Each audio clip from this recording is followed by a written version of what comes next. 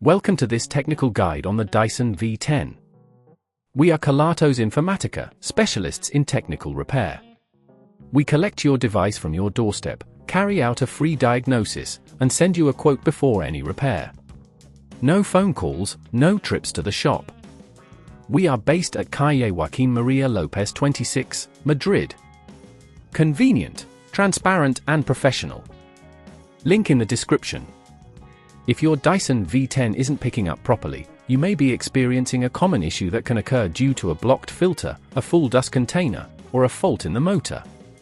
If left unaddressed, this problem can lead to more severe damage, making your vacuum less effective and possibly requiring costly repairs later on.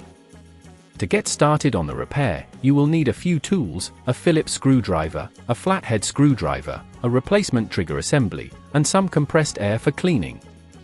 First, ensure your Dyson V10 is unplugged and completely powered off. Begin by removing the dust container and set it aside. Next, you'll want to locate the screws that hold the casing together. Using your Phillips screwdriver, carefully remove the screws, taking care to keep them in a safe place. Once the screws are removed, gently pry open the casing using your flathead screwdriver, being cautious not to damage any clips or internal components.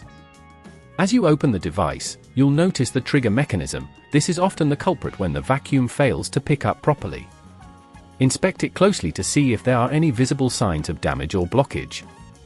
If you identify a fault, gently detach the trigger assembly.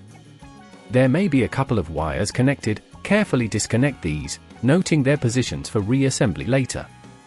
If at this point you feel it's getting too tricky, remember that at Kelatos we collect your device from your door and return it fully repaired.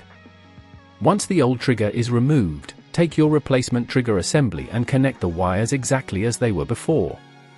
Ensure everything is secure and in place. Now, reassemble your Dyson by carefully aligning the casing and pressing it back together. Replace the screws you removed earlier, ensuring they are tightened but not over-tightened to avoid stripping the threads. Finally, reconnect the dust container, and before you test it, use some compressed air to clean out any dust that may have gathered in the motor area. Turn on your Dyson V10 and check if it picks up properly now. If it's working as it should, you've successfully completed the repair. To prevent this issue from recurring, make sure to regularly clean your filters and empty the dust container after each use. This will help maintain optimal performance and extend the life of your Dyson V10. If you'd rather not risk damaging your device, at Kelatos we collect, repair and deliver back to your door anywhere in the UK. Link in the description.